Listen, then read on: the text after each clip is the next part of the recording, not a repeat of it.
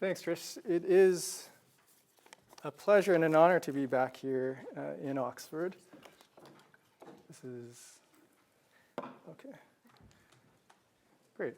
So over the past 7 years, I've had the privilege of attending the International Canada Gairdner Award ceremonies. And for those of you who may not have heard of the Gairdner Awards, these are Canada's premier international awards for health research.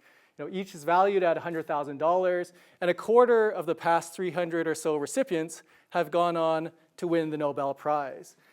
Now, one of the most fascinating components of the evening for me has been listening to the acceptance speeches of the award recipients. And what I've noticed is, in terms of one of their recurring themes, is the role of serendipity in their success. The late Dave Sackett, who was a 2009 Gairdner recipient, spoke about how he was all set to become a basic scientist, having just established a renal physiology lab, when he was drafted to the United States military and assigned to the Public Health Service. It was only there that he learned about epidemiology and was inspired to apply its principles to clinical medicine, and he went on, as we all know, to help pioneer our entire field of evidence-based medicine. Professor Peter Piot, who now heads the London School of Hygiene and Tropical Medicine, was a 2015 recipient. And he spoke about how he helped co-discover the Ebola virus at the age of 27 after he was sent to investigate the first ever outbreak of Ebola in the 1970s in northern Congo. Now, he felt fortunate because he was only selected to go on this trip after several more experienced and senior research leaders had declined due to their fear of the risks, which he, as a young 27-year-old, did not fear at the time. So these stories made me wonder what factors other than serendipity helped contribute to these renowned leaders' success. And as the current generation of leaders matures, what can we do as members of the evidence-based medicine community to help develop and nurture the next generation of leaders? This is a question that is critical to the future of our field, but first, I think it's important to discuss some of the challenges. To many trainees and new researchers who I've spoken with, it seems like they need a leap of faith to believe that they will succeed. So what are some of the challenges? Well, as we all know, there is very limited funding for methodological type of research, both in the past and at present. I believe there are fewer opportunities nowadays for revolutionary advances in our field. Many of the core methodologies and biases have been identified, and I think much of the future revolves around translation and implementation of what is known into practice. And this is an area that is more difficult for trainees or new researchers to tackle at the starts of their careers.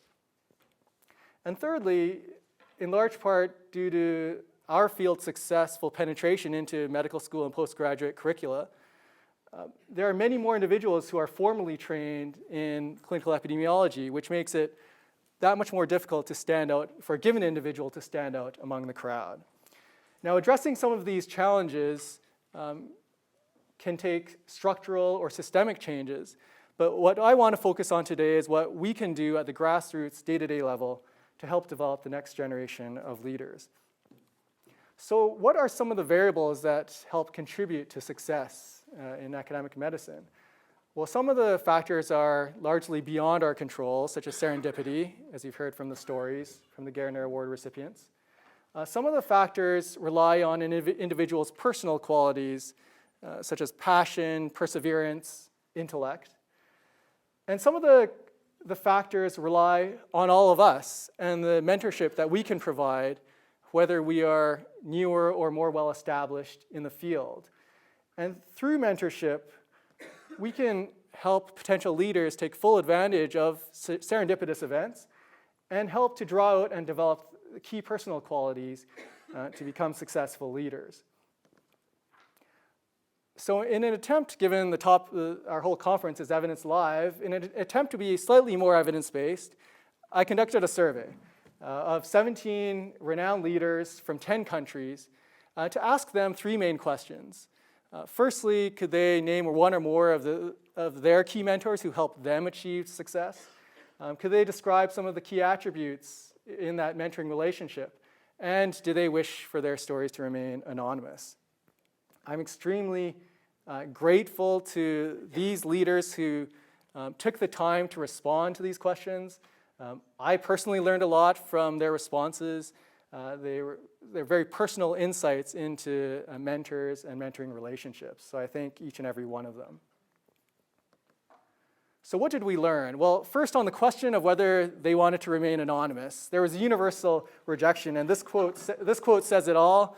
You're joking, I think anonymity stinks, and you might want to guess who said that, but it was Drummond Rennie.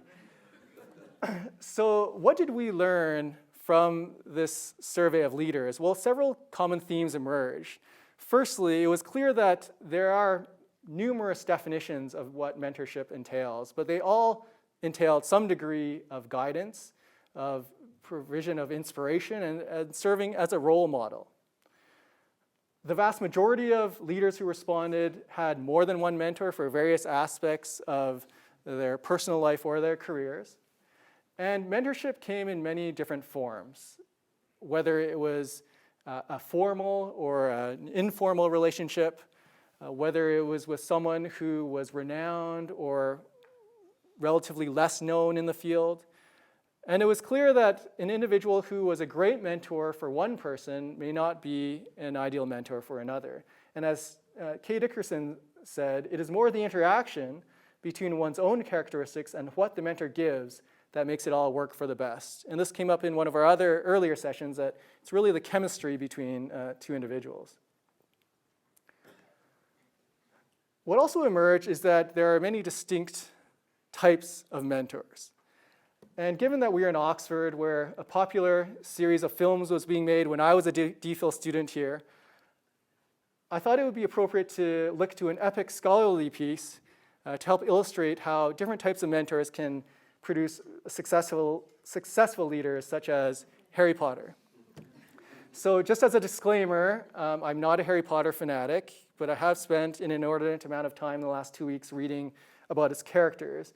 So what types of mentors emerge when we combine my survey results of the leaders with Harry Potter? Well, first, we have the Dumbledore type of mentor. Now, this is the classic, renowned, well-respected, authoritative leader in the field. Now, in my career, I've been extraordinarily lucky to have the benefit of a mentor of this type and of other types I'll be discussing in Professor Doug Altman from the time that I was his DPhil student. You know, his clarity of thought, his wisdom, his calm demeanor, ingenuity, and generosity have all been traits that have inspired me throughout my career. And I'm extremely grateful for that. Now, many other survey responses from leaders that I received also named other Dumbledore types of mentors, and I've illustrated just a few of them here. But you can see one common trait is that, you know, they clearly all have beards. And yes, Ian Chalmers did have a beard at one point. Now, fortunately for those of us who do not have beards, there are other types of mentors. You know, Professor McGonagall welcomed all of the students to Hogwarts, introduces them to all the faculty and to each other. And this type of connector mentor has a vast network of connections and is enthusiastic about introducing their mentees to other relevant contacts, whether it's at conferences or through other means. As Lisa Barrow described about one of her mentors, you know, he is all about connections. He has introduced me to more people than anyone I've ever met, and they have become colleagues, collaborators, and friends for life. The next type of mentor is the Sirius Black type. Now he, as I'm sure you all know, was Harry Potter's uncle, who provided guidance from afar while he was running as a fugitive from authorities. Now, this type of mentor may only have a very brief interaction with their mentee. It could just be a dinner or a conversation where they provide advice or pose a question that catalyzes reflection and action. Or it could be influencing through their writings. And as Doug Altman described, in terms of one of his influences, I was influenced through what they wrote, and perhaps more particularly, their approach to statistics as evidenced by their writings. Now, Hermione Granger is the classic peer type of mentor who provides support and encouragement to fellow students. Now, peer mentors provide a unique perspective and support system that others who are at different career stages cannot provide. As Tiddy Dickerson described for her cohort of peer mentors, they have been a tremendous support system. We met weekly for coffee to make sure we were progressing on papers we were writing, or twice a month to discuss work problems and to get advice. Now, next we have the cheerleader type of mentor, represented by Hagrid. Now, these mentors are constantly and unwaveringly positive through the ups and downs of one's career. As John Ioannidis described about one of his mentors, he encouraged whatever weird ideas I might have, cultivating freedom of thought. And finally, we have the Snape type of mentor who constantly questions, challenges, critiques, perhaps even on some days to an irritating degree, but at the end of the day, has the mentee's best interests at heart. And as Sharon Strauss, a guru on mentoring, described for one of her mentors, he was always posing questions to challenge and facilitate my consideration of ideas, goals, personal and professional development, rather than telling me what to do. So as you can see, there are many different types of mentors, and I'm sure we can all think of mentors, our own mentors, who can fit in one or more of these categories. And we can reflect upon where we best fit and how we can expand the types of mentorship that we provide. And what is important is that we, within the evidence-based medicine community, commit to mentoring to help develop the next generation of leaders. So as mentors, how can we help to promote the other determinants of success? Well, let's start with serendipity. This is defined by the Oxford Dictionary as the chance occurrence of an event with a positive outcome. So you can see that an event can only be classified as serendipitous after the outcome is known. And whether an event has a positive outcome can be influenced by how we respond or react to it.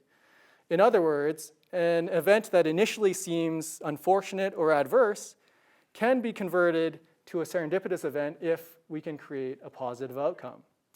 Just imagine what would have happened if the late Dave Sackett failed to recognize the opportunity in his newfound knowledge in epidemiology after he was drafted to the military. This was an initially unfortunate event that was converted into a serendipitous one. When my thesis data collection was shut down midway by lawyers who thought we should no longer have access to confidential clinical trial protocol documents, I thought that my thesis was doomed, but thankfully through the mentorship of Doug Altman, we discussed alternatives. He connected me with Dave Sackett, with Peter Goethe, who in the end provided access to even better data sources than we originally had and developed better long-term collaborations than we had initially. So it is important to encourage mentees to embrace adversity and failure that are inevitably encountered in an academic career. At a minimum, we can all learn from such experiences, and sometimes we can be diverted to even better opportunities.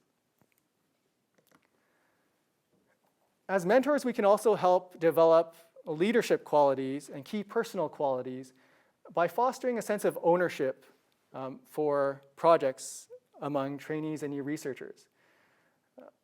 I prefer to have students or trainees who work with me choose their own topics for research projects, something that they are passionate about rather than necessarily something that I'm interested in or I happen to be working on, and to then have them lead the design and conduct of the study from start to finish. I find for them this is a more fulfilling experience, and for me this helps to identify the best and the brightest among potential leaders. I can see how they work independently and which areas they need more guidance on for development. It's also important to be generous with other leadership opportunities, whether it be recommending trainees or mentees to give presentations, to sit on committees, or to co-author papers.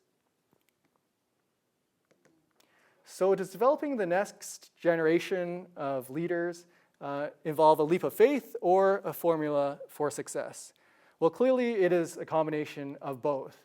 But through the various types of mentorship that we can all provide, we can help encourage future leaders to embrace and convert adversity into serendipity, to draw out and develop their best personal qualities, and ultimately to develop the next Harry Potter of evidence-based medicine. Thank you.